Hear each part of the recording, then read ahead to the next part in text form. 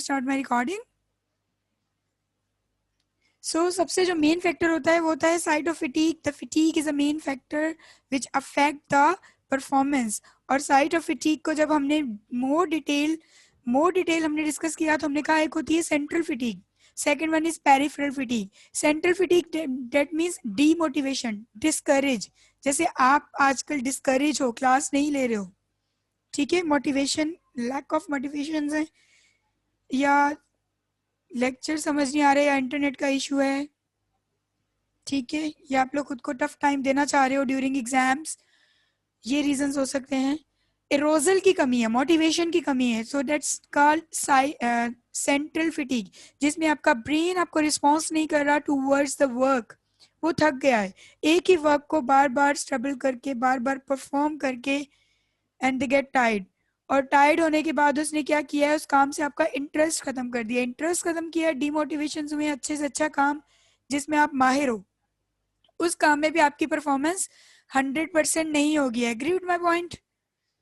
सो yes ma'am. तो peripheral fatigue हमने देखी कि हमने 3 तरह की पेरिफेरल फिटीग को डील किया है. First one is neural factors, second one is mechanical factor, third one is energetics of contraction. Neural factor में हम फिर बात करेंगे, मोटर यूनिट्स की बात करेंगे. न्यूरल फैक्टर में एक रिडक्शन हो जाती है, किसकी? मोटर यूनिट्स की. मोटर यूनिट्स की रिडक्शन होने की वजह से मोटर यूनिट की फायरिंग की फ्रिक्वेंसी में भी कमी आती है. यानी जो सिग्नल ब्रेन दे रहा है ना मसल फाइबर्स को, सार्कोमेयर्स को, कि भाई to get contract, to do work, to perform your abilities, to perform your work, वो वाले सिग्नल्स ही कम हो रहे हैं. यानी आपको बताने वाला टीचर ही नहीं आ रहा, तो आप काम कैसे करोगे? So the motor units less activated, less frequently fired the signals, fired the synapse, fired the stimulus. That's why central nervous system arousal can alter the state of fatigue, no doubt. अगर आपका central nervous system जो है वो arousal में आ रहा है, सोया हुआ है, नहीं उठ रहा, मतलब सुस्त हो गया है, लेजी हो गया है, फेडअप हो गया उस चीज से, तो वो स्टेट ऑफ फिटीग में चला जाएगा. और स्टेट ऑफ फिटीग में वो फैसिलिटेट नहीं करेगा मोटर यूनिट्स को. यानी बेटा कॉर्टेक्स अगर आपका मोटिवेट नहीं होगा कोई काम करने के लिए, तो वो वॉलेंट्री एक्शन कैसे करने के लिए सिग्नल्स भेजेगा तो बहुत कम भेजेगा. So here is central फिटीग. What about peripheral फिटीग? Peripheral फिटीग में न्यूरल फैक्टर आ जाता है. Neuromuscular junction is not a site of फिटीग. Neuromuscular junction, where is neuromuscular junction located? Pawan answering. Pawan, answer me. Where is neuromuscular junction located?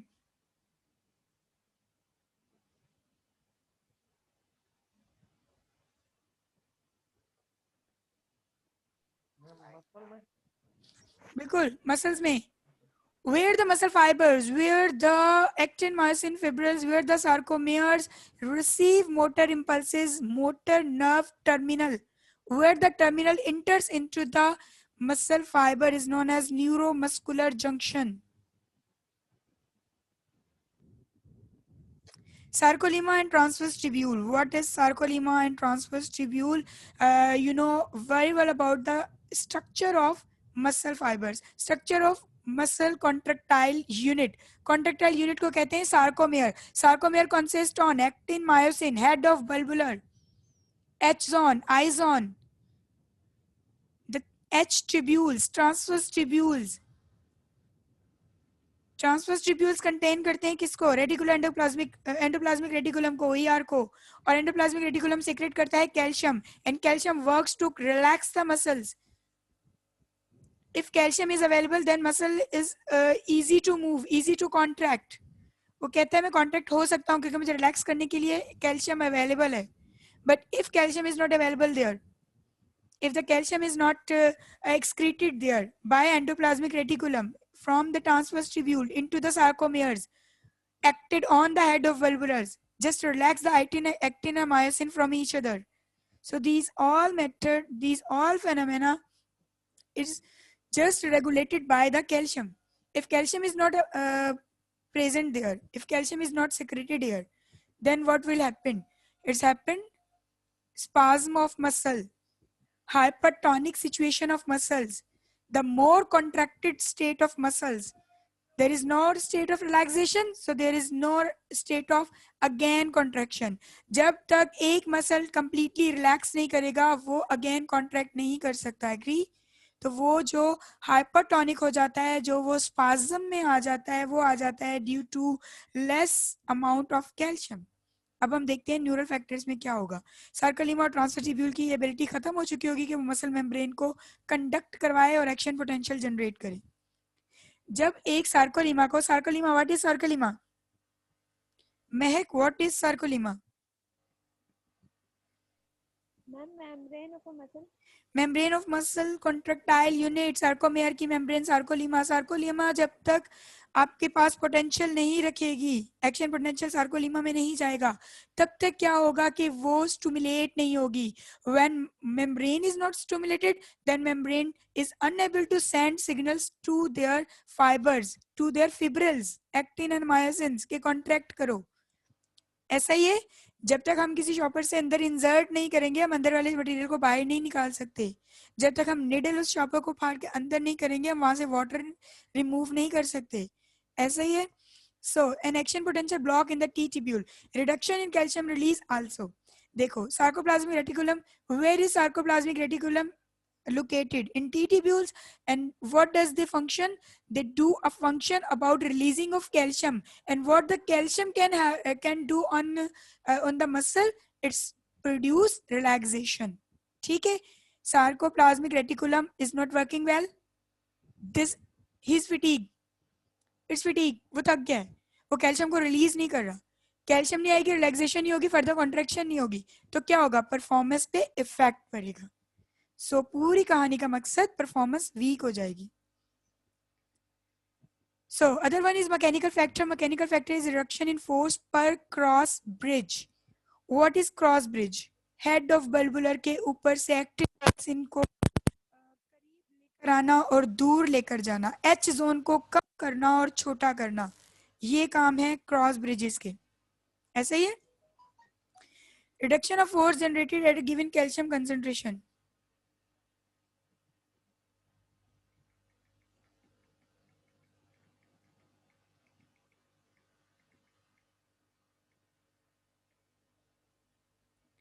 Inhibition of calcium release from sarcoplasmic reticulum. ठीक है. Lack of ATP to deassociate the cross bridge from actin. ठीक है. ATP भी कम होंगे, calcium भी कम होगा, hydrogen ion भी कम होगा. अल्टीमेटली क्या होगा? कॉन्ट्रैक्शन नहीं हो रही. ये सब फैक्टर्स क्या हैं? ये सब मैकेनिकल फैक्टर्स हैं, क्योंकि ये काम करते हैं. दे डू काम manually, they do mechanically they work. Actin myosin करीब आते हैं तो एच जोन को खींच के अपनी तरफ लेकर आते हैं, तो हमारे टेंडन सेंटर में लोकेट करते हैं, टूवर्ड्स बेली आते हैं. ऐसा ही है. तो ये मैकेनिकल काम है. अगर यहाँ पे फिटीग हो जाती है तो दैट्स कॉल्ड मैकेनिकल पेरिफेरल फिटीग. ठीक है. What does other? इसलिए बेटा मैं तेज तेज चल रही हूँ क्योंकि ये हमारा लेक्चर पुराना हो चुका है. Is it clear to all of you? Right. ये लेक्चर हम पहले ले चुके हैं, इसकी रिकॉर्डेड आपको रिकॉर्डेड लेक्चर भी मिल चुका है, इसलिए मैं इसको जल्दी से आगे बढ़ा रही हूँ क्योंकि आज का जो हमारा टास्क है, आज का हमारा जो टारगेट है, हम वहां तक पहुंच सके. ठीक है. या मैं स्पीड को कम करूं? एनीबॉडी? सही है. सही है. Good.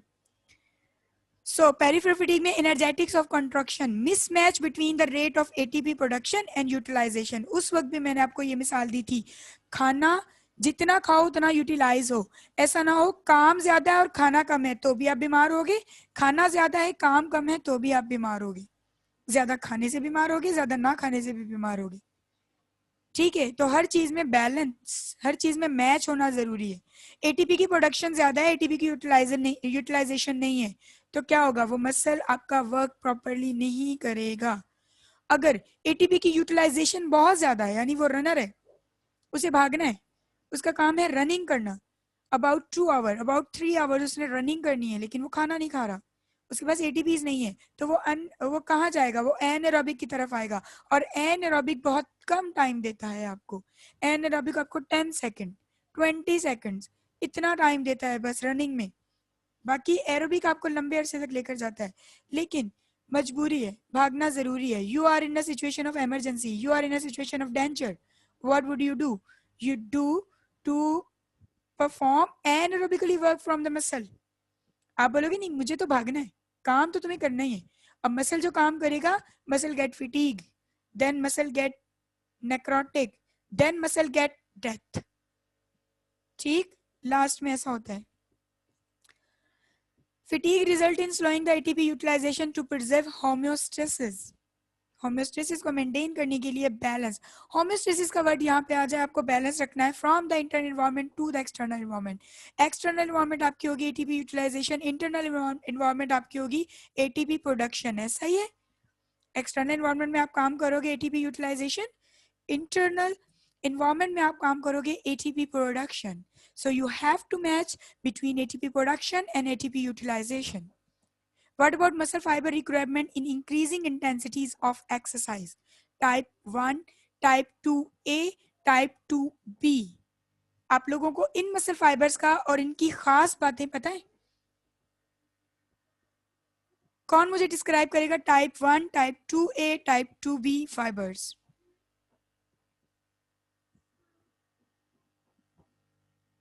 Let me ask from Janta. Janta, what the speciality of type 1 fibers?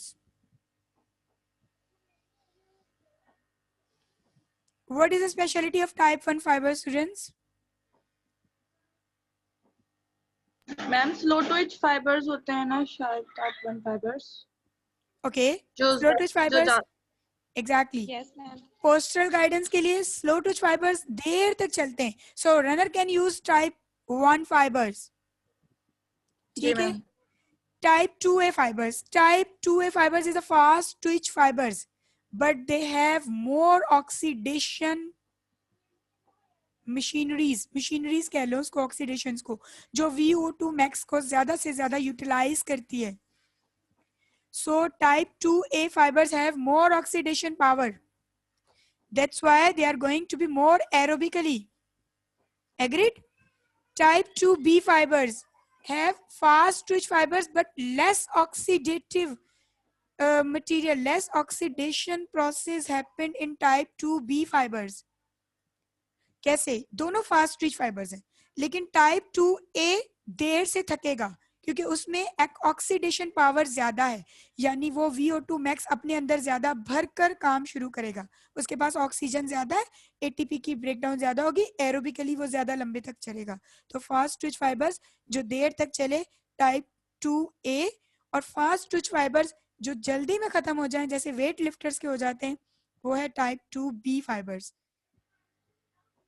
ठीक है. Progression from most to least oxidative fibre types. बिल्कुल ऐसा ही है, most to least oxidative fibre types. बेटा देखो, टाइप 1 में ऑक्सीडेटिव पावर ज्यादा है, टाइप 2A में भी ऑक्सीडेटिव पावर ज्यादा है. ये स्मॉल मसल स्लो फाइबर्स हैं, ये फास्ट फाइबर्स हैं. ये फास्ट फाइबर्स हैं लेकिन इसकी ऑक्सीडेटिव पावर इन दोनों से कम है. सबसे ज्यादा ऑक्सीडेटिव पावर किसमें है? टाइप 1 फाइबर में. उसके बाद ऑक्सीडेटिव पावर है टाइप 2A में. उसके बाद ऑक्सीडेटिव पावर है टाइप 2B में. एग्रीड?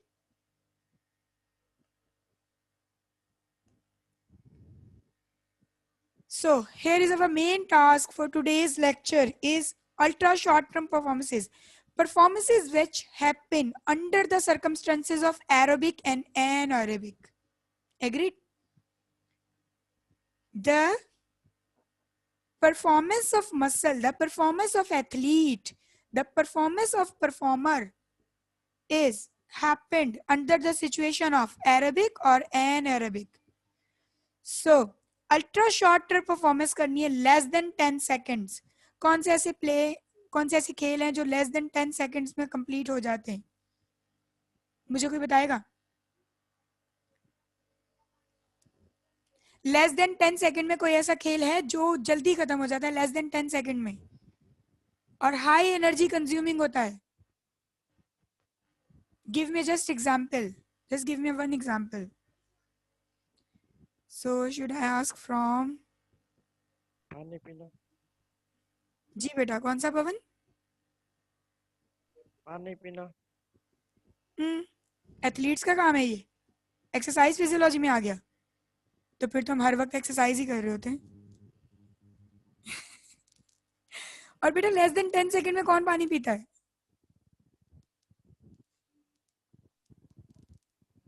पी मैम भी सकते पानी हैं। पीने में जो है वो अपना सांस बढ़ जाता है। बिल्कुल, मैं आपको बताती हूँ कैसे। लेस देन 10 सेकेंड्स मैम में जो रेस्पिरेशन। एक्सरसाइज होती है जी, मैम रेस्पिरेशन 10 सेकंड में बढ़ रेस्पिरेशन। जाती है। बेटा मैं आपको खेल स्पोर्ट्स की तरफ लेकर आना चाह रही हूँ अच्छा मैम। जी। देखो परफॉर्मेंस है ना, तो हम स्पोर्ट्स से रिलेटेड बात करेंगे। मैं आपको बताती हूँ कैसे। लेस देन 10 सेकेंड में क्या हो सकता है। गोल्फ खेलिए कभी, उससे आपको बॉल को झंडे के पास पहुंचाना होता है, फ्लैग की तरफ, और वो लेस देन 10 सेकेंड का शॉट होता है। आप उसे सेट करके खड़े हो, आपने अपनी पूरी कुव्वत से बस एक ही उसको हिट करना है कि वो फ्लैग के पास पहुंच जाए, ऐसे ही है। तो वो जब अपनी पूरी कुव्वत के साथ उसको हिट करता है ना लेस देन 10 सेकेंड में, वो यूज करता है ultra short term performance. With my sport, agree with my example ma'am yes ma'am. जी। मैम थोड़ा रिपीट कीजिएगा। गोल्फ कभी खेली है? अच्छा देखी होगी ना। गोल्फ में ऐसा होता है ना बेटा, फ्लैग के पास आपको उस बॉल को पहुंचाना होता है, ठीक है। उसकी स्टिक होती है लंबी सी, और वो स्टिक उसको बॉल के ऊपर सेट करके एक ही हिट से वो मारते हैं कि वो बॉल दूर जाके फ्लैग के पास रुके। जितना वो फ्लैग के करीब होगा उतना वो प्लेयर जीत जाएगा। ऐसा ही है, उसे आप सेट करके खड़े हो हिट करने के लिए। ऐसे ही बैट बॉल की तरह हिट करते हैं। आप हिट करने के लिए उसे खड़े हो, लेस देन 10 सेकेंड आप उसे इतनी पावर के साथ हिट करोगे कि वो इतनी दूर, इतने किलोमीटर का सफर तय करके वो जाए कहाँ, उस फ्लैग के पास। समझ आई? तो वो जो लेस देन 10 सेकेंड में आप जो वो एक ही शॉट लगाते हो ना उसको फ्लैग पे पहुंचाने के लिए, वो शॉट आपका मैक्सिमम एनर्जी कंज्यूम करता है। ऐसे शॉट्स में आपके यूज होते हैं type 2 muscle fibres, fast twitch fibres. ठीक है बेटा, it's generate great forces that are needed. 10 second से भी कम के लिए आपको वो फोर्स चाहिए होती है, उसके बाद भले आप बेहोश हो जाओ, आप ड्रिप पे आ जाओ, आपका बीपी लो हो जाए, आप हाइपोटेंशन में चले जाओ, नो इशू। बस 10 सेकंड से कम के लिए, यानी कुछ सेकंड्स के लिए आप में इतनी पावर होनी चाहिए कि आप उस बॉल को हिट करके उसे कोई 3-4 किलोमीटर दूर फ्लैग के पास पहुंचा दो। एग्री? उसे कहते हैं ultra short term performance. Ultra means बहुत ज्यादा, शॉर्ट टर्म बहुत छोटी सी परफॉर्मेंस, बहुत थोड़े टाइम के लिए जो परफॉर्मेंस होती है ना वो। उसके लिए बेटा मोटिवेशन होनी चाहिए, स्किल होनी चाहिए और अरोजल होना चाहिए। अरोजल मीन्स आपका दिमाग जाग रहा हो, आपको पता हो कि मुझे काम सिर्फ 2 से 3 सेकंड में करना है, लेकिन ये डिसाइड करेगा कि एदर आई विन और एदर आई लॉस। मेरी जीत और हार सिर्फ 2-3 सेकंड्स में, तो वो अपनी पूरी जान लगा देता है। डूबते हुए बंदे को देखा है, सिर्फ कुछ सेकंड्स के लिए वो अपनी पूरी जान लगा के हाथ पांव मारता है अपनी खुद को बचाने के लिए। तो यही समझ लें कि वो डूबता हुआ गोल्फ प्लेयर कुछ सेकंड के लिए उस बॉल को हिट करके उसे फ्लैग के पास पहुंचाएगा तो वो विनर है, अदरवाइज वो लूजर है। ठीक है, तो वो विनर और लूजर के बीच में डिसाइड करने के लिए कुछ सेकंड्स के लिए अपनी पूरी पावर लगा देगा, और उस पावर, मैक्सिमम पावर कंज्यूमिंग के लिए टाइप 2 फाइबर्स हमारे पास यूज होंगे, जो कि हैं fast twitch fibres. Type 2A होंगे या टाइप 2B होंगे? कौन आंसर करेगा? टाइप 2B होंगे ना? टाइप 2B होंगे। जबरदस्त। So its primary energy source is anaerobic. उस वक्त बेटा आपने डीप ब्रीथ ना भी किया हो तो इट्स ओके, क्योंकि लेस देन 10 सेकंड, तो मैंने भी आपसे कहा कि कुछ सेकंड्स के लिए एनएरोबिक आपको मैक्सिमम पावर दे सकती है, कुछ सेकंड्स के लिए बस। उसके बाद आपको एरोबिक पे जाना ही पड़ता है, यानी आपका सांस फूल ही जाता है, आपको बड़े बड़े सांस लेकर आगे भागना पड़ता है। आप सांस ना लो और भागते जाओ, ऐसा हो सकता है?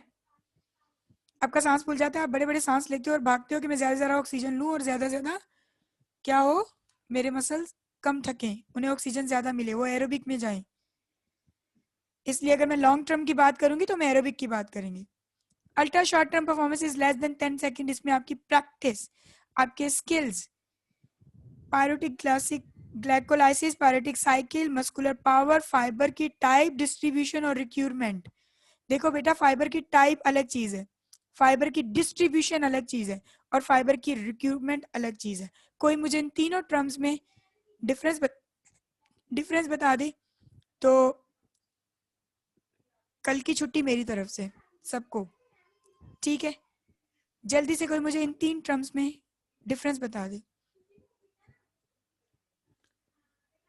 Fibre type, fiber distribution and fiber requirement.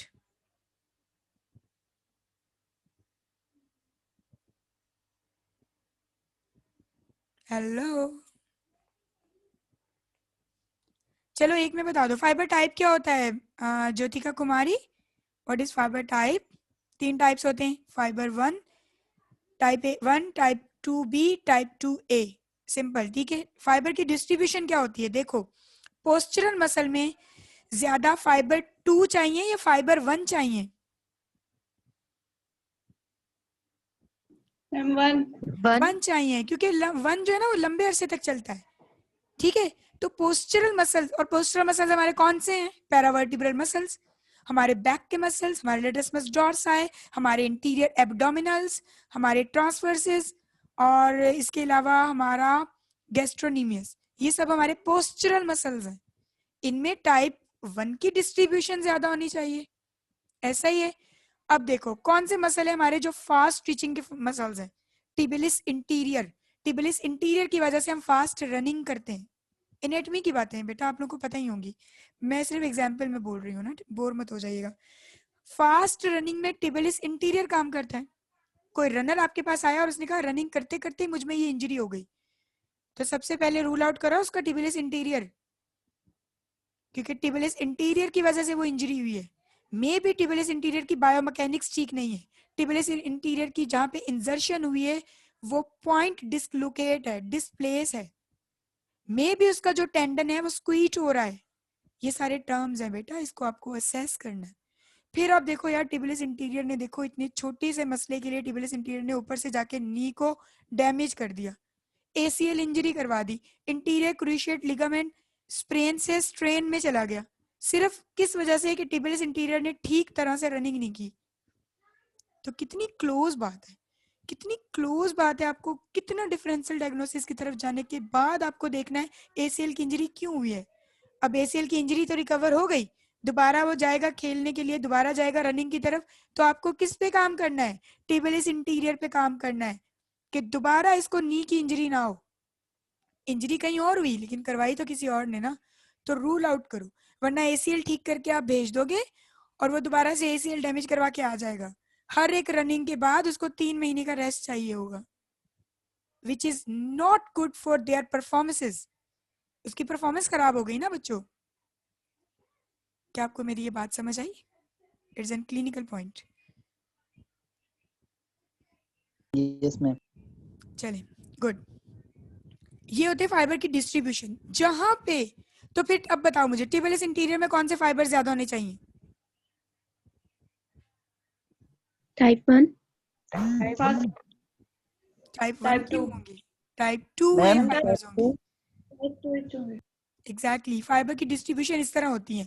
जो मसल्स हमें जो है वो ग्रॉस मूवमेंट्स के लिए चाहिए उनके लिए स्लो फाइबर्स, और जो मसल हमें फास्ट फाइन मूवमेंट्स के लिए चाहिए उसके लिए हमारे पास फास्ट फाइबर्स। ऐसा ही है, इसे कहते हैं फाइबर्स की डिस्ट्रीब्यूशन। जी कोई सवाल पूछ रहा था, पूछें।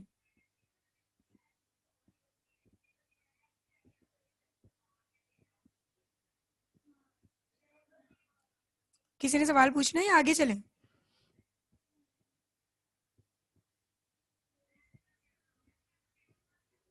बोला करो बेटा। नो में आगे चलो। ओके, फाइबर की टाइप हो गई, समझ आ गया आपको। फाइबर की डिस्ट्रीब्यूशन हो गई, समझ आ गया। फाइबर की रिक्वायरमेंट क्या है? रिक्वायरमेंट का मतलब है एक दफा फाइबर स्टिमुलेट हुआ, उसने अपना काम किया, कॉन्ट्रैक्शन की छोड़ दी, अब वो कितनी जल्दी तैयार हो जाता है दूसरी कॉन्ट्रैक्शन के लिए, उसे कहते हैं फाइबर रिक्वायरमेंट। फाइबर को दोबारा जगाने की सलाहियत। एक फाइबर कॉन्ट्रैक्ट होके थक गया, छोड़ दिया, बात खत्म, बैठ गया, नहीं। जो फास्ट स्टिच फाइबर्स होते हैं ना, उनकी फाइबर रिक्वायरमेंट सलाहियत ज्यादा होती है।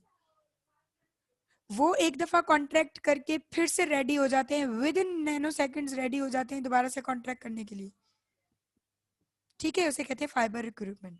समझ आ गए आपको ये तीनों टर्म्स? इन तीनों टर्म्स में आपने कंफ्यूज नहीं होना, और ऐसा ही है मैम हमें। जी बेटा। मैम फिर इस तरह तो फास्ट ट्विच फाइबर्स बार बार एक्टिव होते रहेंगे, फिर इनमें और स्लो ट्विच में क्या फर्क दे जाएगा? ये भी तो फिर प्रोलॉन्ग जो है वो दे सकते हैं ना, सपोर्ट दे सकते हैं। फास्ट ट्विच फाइबर्स आपने कहा ना कि फास्ट ट्विच फाइबर जो है वो सेकंड्स में फिर ना वो एक्टिव हो जाते हैं, फाइबर इक्विपमेंट इसको कहते हैं ना। बिल्कुल। तो फिर है ना इस तरह तो वो एक्टिव होते रहेंगे और सपोर्ट करते रहेंगे for a long time. Active होते रहेंगे होते रहेंगे। कब तक? कब तक? जब तक उनकी सार्कोलीमा उन्हें हाइड्रोजन दे रही है, कैल्शियम दे रही है, उन्हें न्यूरल एक्टिविटी मिल रही है, उनके मोटर यूनिट्स एक्टिव हैं। उसके बाद सब थक जाएंगे बेटा। पेरिफेरल फिटीग होते होते होते होते सेंट्रल फिटीग और मसल थक गए। जो ज्यादा काम करेगा वो ज्यादा थकेगा ना। फिटीग अलग है, रिक्रूटमेंट अलग है। रिक्रूटमेंट मेरी कैपेबिलिटी काम करने की। जी मतलब जल्दी जल्दी एक्टिव होते जाएंगे और फिर जल्दी फटीग हो जाएंगे। हाँ, जल्दी जल्दी एक्टिव होने की सलाहियत है उनमें, ठीक हो गया।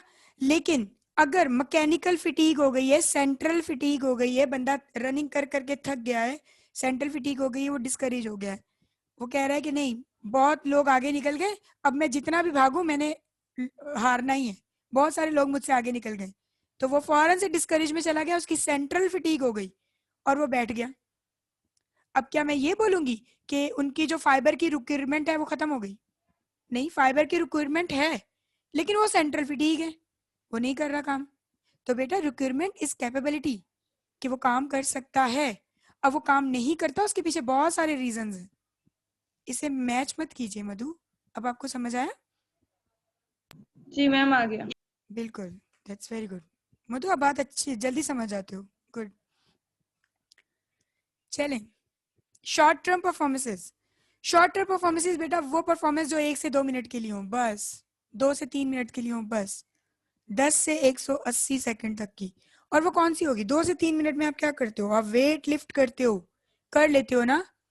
2 से 3 मिनट के लिए आप वेट लिफ्ट करते हो, होल्ड करते हो, होल्ड करते हो, टाइम नोट हो रहा होता है, और फिर फाइनली आपके मसल्स इतना थक जाते हैं कि वो फौरन से छोड़ते हैं और आप वेट को फेंक कर दूर चले जाते हो। और उसके बाद जाके फिर बस खाओ पियो मजे करो, कुछ भी, कुछ सेकंड्स के लिए बस आपको काम करना है, वेट उठा के दिखाना है बस। तो वो काम होता है आपकी वेट लिफ्टर्स का। वेट लिफ्टिंग जो हमारी खेल है वो बेटा, ये होती है शिफ्ट आपकी from anaerobic to aerobic metabolism. मैं फिर से वही बात करूंगी, एनारोबिक काम 10 सेकंड से ज्यादा शुरू में नहीं होता। मतलब अपनी मर्जी से अगर एरोबिक हो रहा हो ना, जिसमें फिटीग ना हो, वो 10 सेकंड से कम नहीं होता, वो 10 सेकंड तक ही होता है मसला। लेकिन उसके बाद हमें बहुत ज्यादा मजबूरी है, हमें काम करना ही करना है, हमारी ऑक्सीजन कम हो गई, हमारे मसल फिटीग हो गए हैं, लेकिन हमें काम करना ही करना है। तो वो क्या होगा? वो हम कहेंगे जबरदस्ती एनारोबिक में जाना। और उस वक्त जो एनारोबिक है वो आपकी फिटीग कॉज करती है। उस वक्त की एनारोबिक आपको लैक्टिक एसिड में लेकर जाती है, ठीक है। इस एग्जांपल से आपको समझ आ जाएगा, 70% एनर्जी सप्लाई करती है एनारोबिक एट 10 सेकेंड। बाकी 30% कब सप्लाई करती है? तब सप्लाई करती है जब एरोबिक खत्म हो जाती है। बेटा कोई भी काम फास्ट करने के लिए आप जल्दी से एनारोबिक मतलब गहरे सांस लेके तो काम नहीं करते हो ना।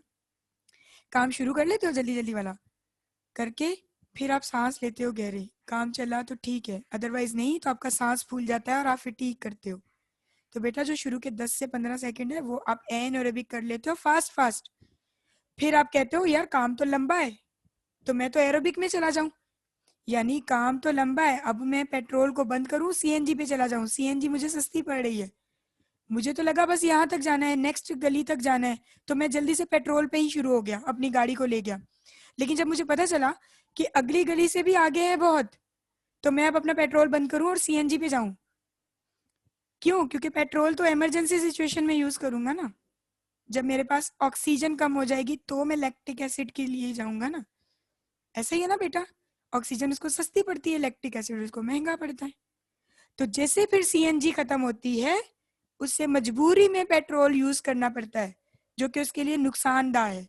सेम इसी तरह वो एनारोबिक से स्टार्ट करता है, जल्दी से 70% एनारोबिक दे देता है, उसके बाद वो कहता है काम तो लंबा है, चलो अब मैं ऑक्सीजन लेता जाता हूँ, यूज करता जाता हूँ।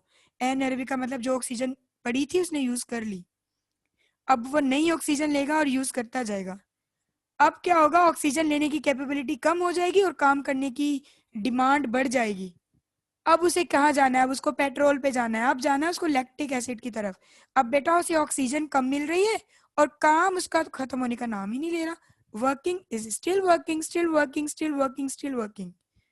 और पीछे से ऑक्सीजन की कंजप्शन कम हो गई, ऑक्सीजन की ट्रांसपोर्ट कम हो गई, ट्रांसफर ऑफ ऑक्सीजन कम हो गया, आगे डिमांड बढ़ गई। तो वो क्या करेगा? मजबूरी में कहेगा जाओ लैक्टिक एसिड तुम टूटो और मसल्स को काम करने दो। आपको मेरी बात समझ आई? तो 10 सेकंड एनारोबिकली चलने के बाद 180 सेकंड तक वो एरोबिकली चलता है। इसे कहते हैं शॉर्ट टर्म परफॉर्मेंस, 2 से 3 मिनट के लिए। उसके बाद उसे दोबारा एनारोबिक में जाना होता है, जो कि आपकी मॉडरेट परफॉर्मेंस में आ जाती है, जो कि नेक्स्ट स्लाइड में। इसकी प्राइमरी एनर्जी सोर्स है बेटा एनारोबिक ग्लाइकोलाइसिस। ग्लाइकोलाइसिस का एंड प्रोडक्ट हमें कौन बताएगा? हमें ग्लाइकोलाइसिस का एंड प्रोडक्ट बताएंगी निताशा। ग्लाइकोलाइसिस का एंड प्रोडक्ट बताएं बेटा।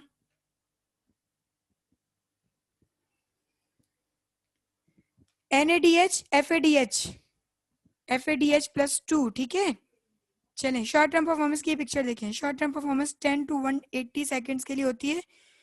मसल ब्लड में आने वाले आयंस, बफर्स, ग्लाइकोलाइसिस, पार्टिक एसिड 50-90% ATP सप्लाई करते हैं। VO2 max 10 to 60% ATP provide करता है।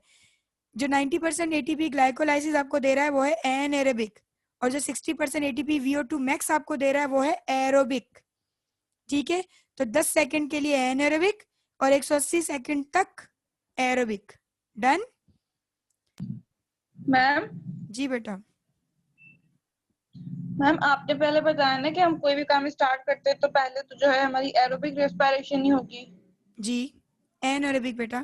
उसको पहले एनारोबिक होगी।